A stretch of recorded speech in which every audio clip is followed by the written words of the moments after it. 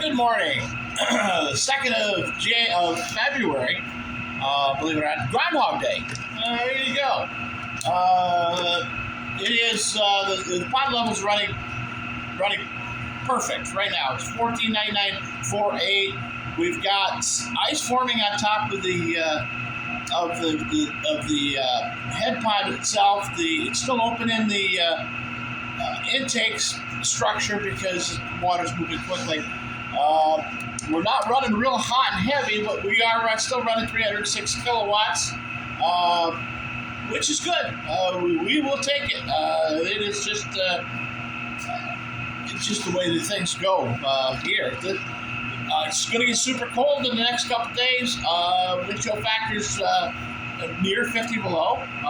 Wind or air temperature is going to be around 26 below. So there won't be a lot going on outside in the next couple days. Today's not going to be too terribly bad. It's going to be in the 20s. It's 16 right now, which we've had that. It's not that big of a deal. I filled the chicken waterer up just simply because when it gets super cold, we don't want to be messing with it, trying to drag it in, drag it out, fill it up with water. We shouldn't freeze up on our water coming into the plant, or we've got a hose bit we put in coming off of the drain line for the penstock, so I could get water out. So that shouldn't freeze. It does. It has frozen in the past. I've got the drain, because the drain that runs right to the river sits right there next to it. Cold air blasts on top of it, so it's just a 3/4 inch copper pipe. So it does freeze up. It shouldn't now because I got a board sitting in front of it. We are still. Let me look real quick. We're still about 65 degrees inside. As the generators start to slow down, they don't put out the same amount of heat. So we've got to deal with that. Today's adventures are we got to go. We're going to check the boiler that we installed. We're going to check to make sure everything with that is still good. We yesterday had a little hiccup with it, as you do when you do anything. Normal things happen. This one was the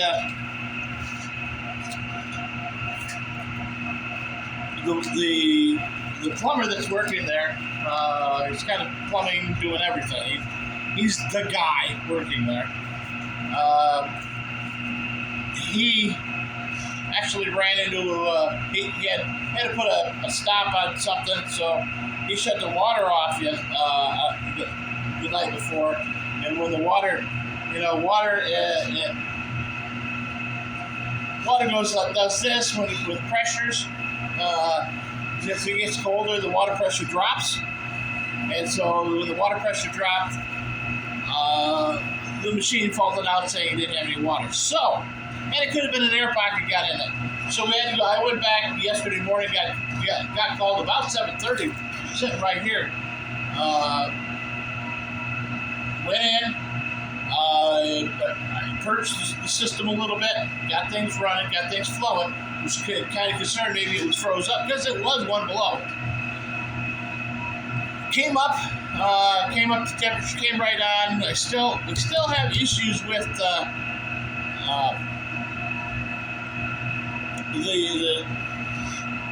way that the clips are for the thermostats. I don't like them.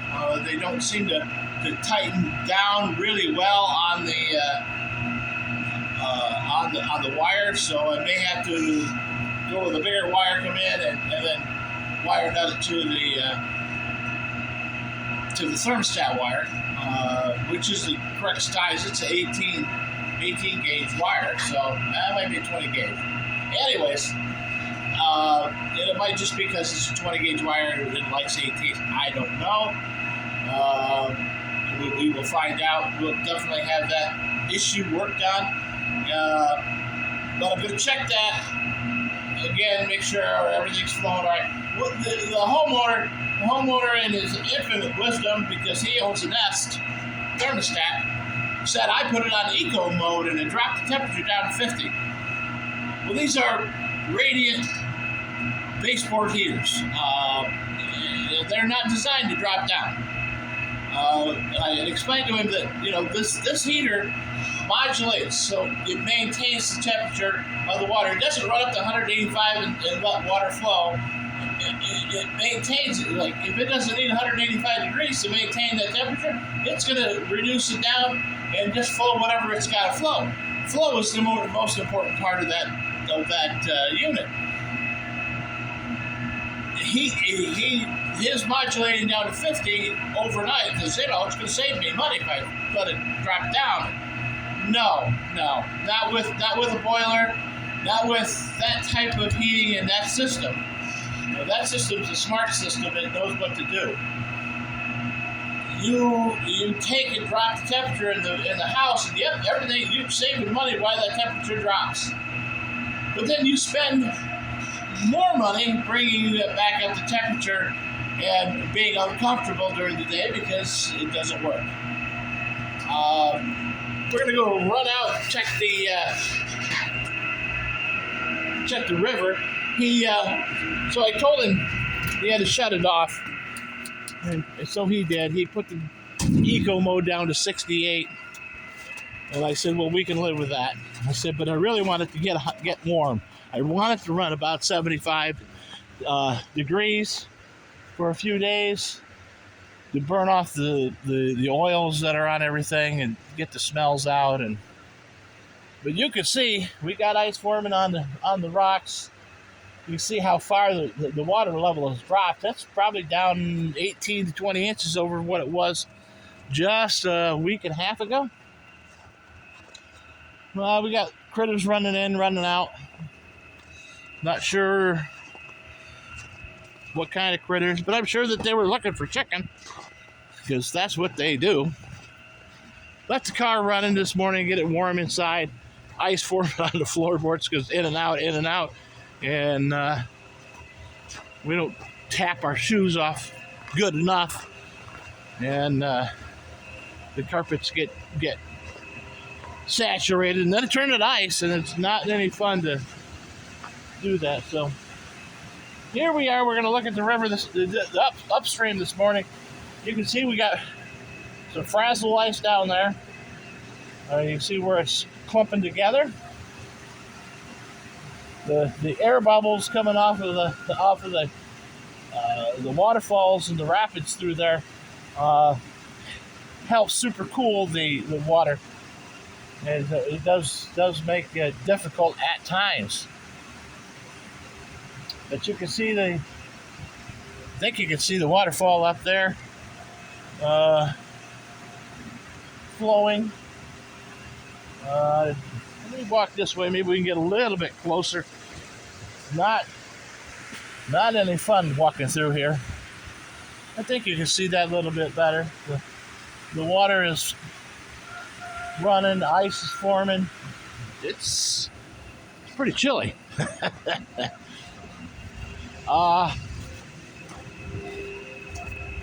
We'll get you some shots up to the top because I can pause this camera will pause, so we'll get you some shots up to the top at the head pond, and you can take a look up there. Everything is pretty much going to be set and okay for the super cold that's coming. It's not going to be fun, but it's one day. It's still winter, you know. So we have a day and a half. So we got a day and a half of cold temperature. Still a very strange winter for us. And but inside it's not too bad. So, we'll take that. We're gonna probably go up and look at the head pond now. Let me put you on pause.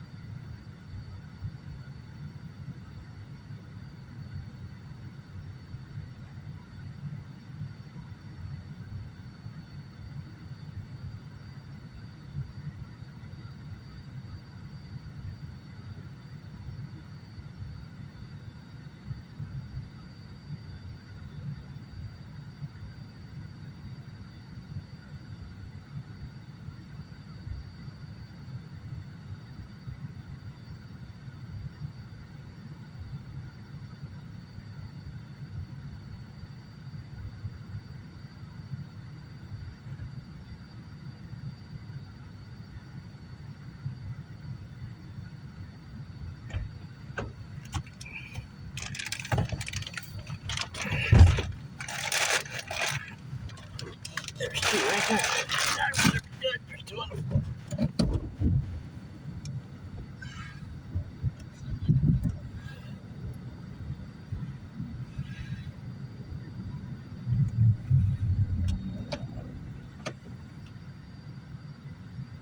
That's the church remains.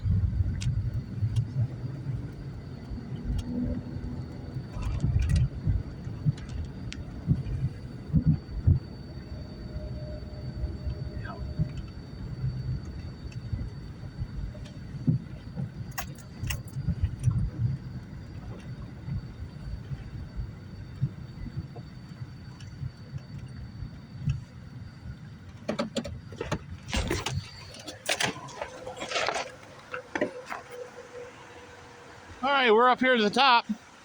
We're gonna be looking at the intake, look at the pond, make sure everything's okay up here. We do check it every day, but I just don't usually take you along.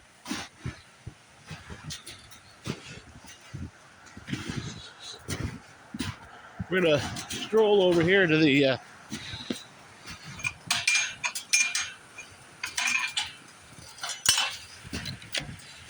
bridge. It has we have a concrete bridge that goes over the top of it. There's the water going into the penstock. The penstock is behind that structure right there with the controls on it is the gate to the penstock. But you can see, looking upstream, that's the tree that we got stuck in there, but we've got open water right here, which is good. That's what we want. We've got lots of ice this way on the dam.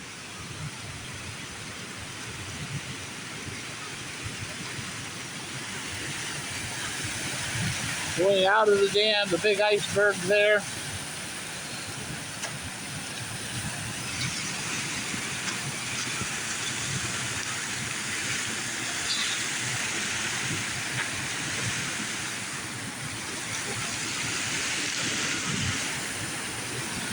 You can see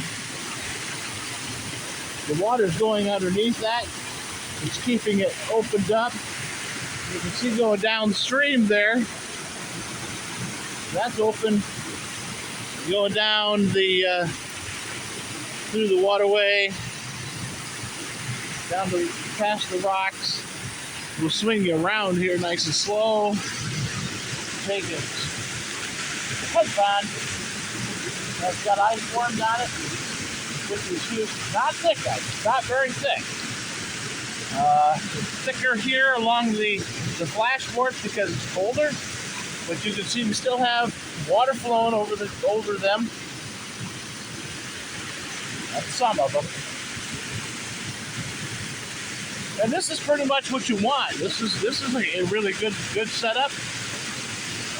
You can see over on the side. There's a wet spot on the ice. That is a drain that comes down to the other side of the road.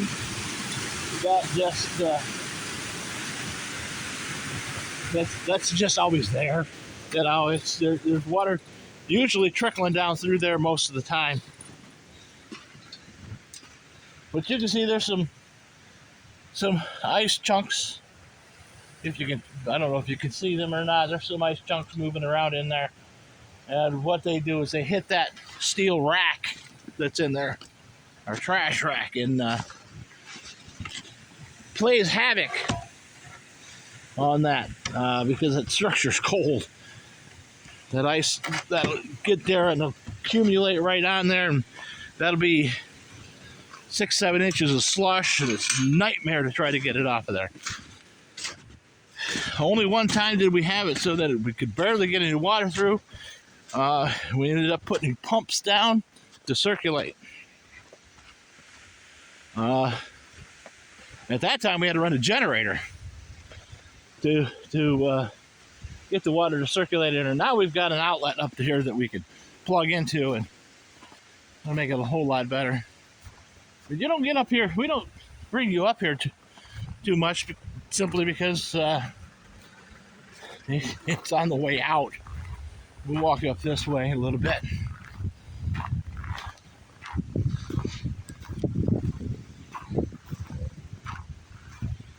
You can see how the current comes down the river and runs